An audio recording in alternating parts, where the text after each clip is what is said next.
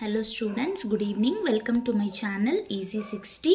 இன்னைக்கு NCERT class 10 ஓட chapter 4 exercise 4.1ல first Roman letterல 6th sum பார்க்க போறோம். இப்போ பாத்தீங்கன்னா இங்க ஒரு equation கொடுத்திருக்காங்க. இது quadratic equation-ஆ இல்லையான்னு சொல்லி கேக்குறாங்க. இதுல மல்டிப்ளை எதுவுமே இல்ல, அதனால இத அப்படியே காப்பி பண்ணிட்டு is equal to இது பாத்தீங்கன்னா a minus b the whole square formatல இருக்கறனால a square that is x square பண்ணோம்னா x square, அடுத்தது plus b square, 2 square பண்ணோம்னா plus 4 minus 2ab because இங்க minus இருக்கு, அப்ப நம்ம a minus b the whole square formula use பண்ணிக்கலாம். அப்போ minus 4x கிடைச்சிருது. இப்போ x square அப்படியே cancel ஆயிடுது, 3x minus 4x இப்படி வரப்போ plus 4x plus 1 plus 4 இப்படி வரப்போ minus 4 equal to 0.